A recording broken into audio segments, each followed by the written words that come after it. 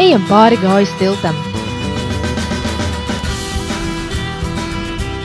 Senie latvieši vedībās gāja pāri 7 tiltiem – veiksmei, laimei, labklājībai un mīlestībai.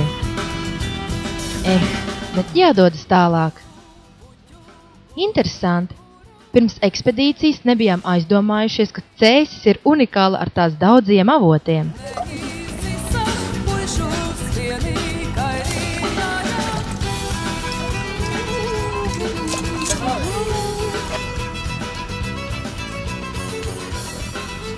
Esam nonākuši kempingā. Pie Gaujas ir vairākas vietas, kur atpūsties pie dabas. Paliksim šeit, ar ainavu uz Gaujas senleju. Uz dzīves uguns vārīta zupiņa garšo tik labi. Kas var būt labāks par šo? Nav karsti. Ko dabū? Vai tas karabīna neies?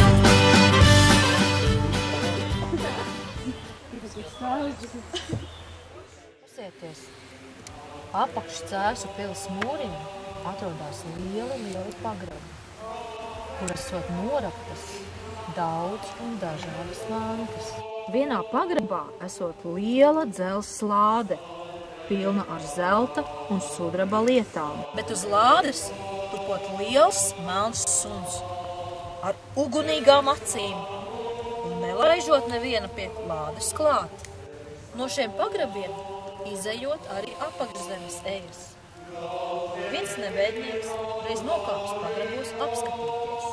Pēc ilgāka laika viņš iznācis ārā par smilšakmens alu, kas atrodas pils parkā. Viņš iznesis lielu sidraba lukturi, bet pats palicis mēms. Nevarējis nekā iznest.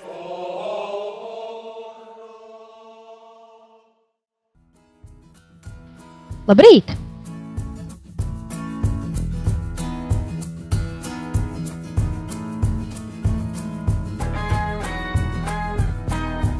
Otro dienu nomlemjam pavadīt ārpus pilsētas.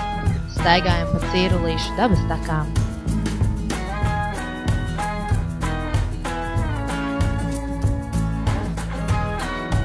Redzam, ka šī vieta iedvesmo ikvienu. Ir šis neparast, tu teici. Es satrūkstos, ja nu saprastais. Kļūst parasts, citu viss.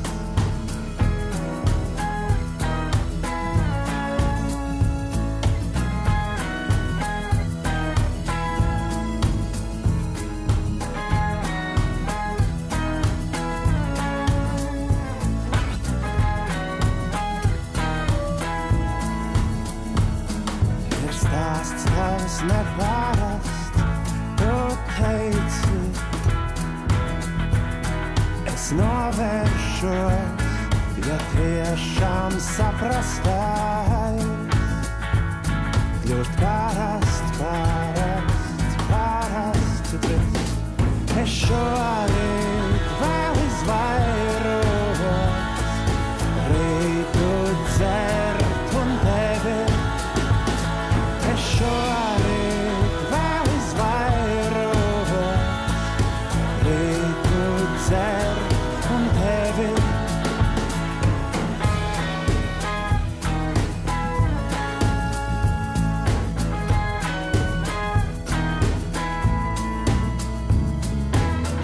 Stāsta, ka Livonijas kara laikā, kad Ivans Bargais ar tatāriem aplēms Cēsis, kāds puisis slēpis savu līgavu alā netālu no Cēsīm.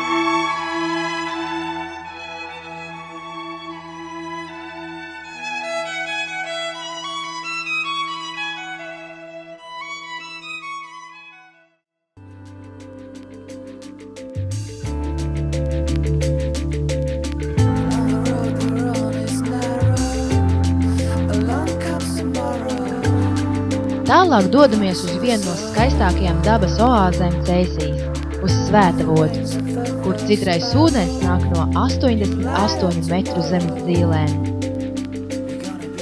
Jāatzīst, ka ūdens kvalitāte ir izcila, un tam piemīt dziednieciskas īpašības. To caurstrāvo violetā aura, kas ir īpaši spēcīga. Tā ir neatkārtojama un brīnišķīga dabas velta ar estētisku baudījumu.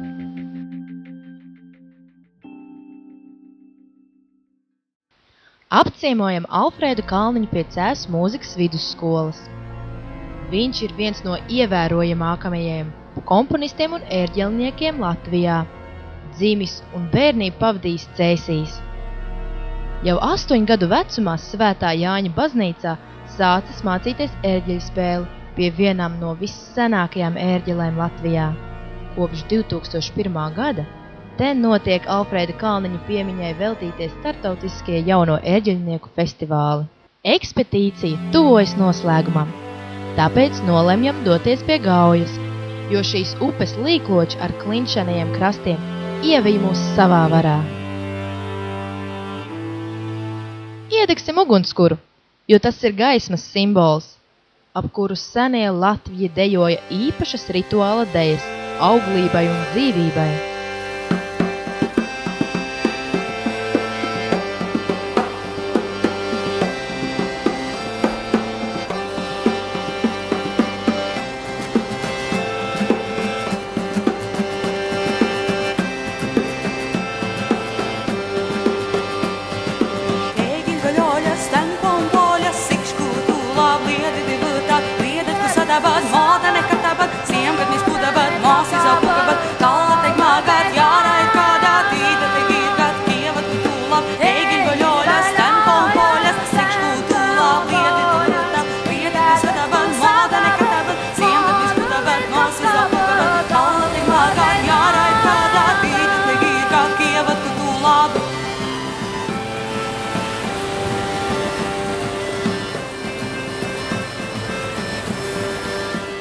Cēsis 2014 radošās komandas ekspedīcija ir noslēgusies! Cēsis ir mūsu brīnišķā pilsēta.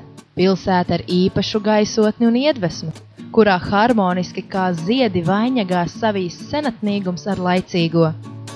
Nav vairs otras tādas vietas pasaulē kā Cēsis, kur ir kultūra tik dzīva visos laikos, gan toreiz, gan tagad.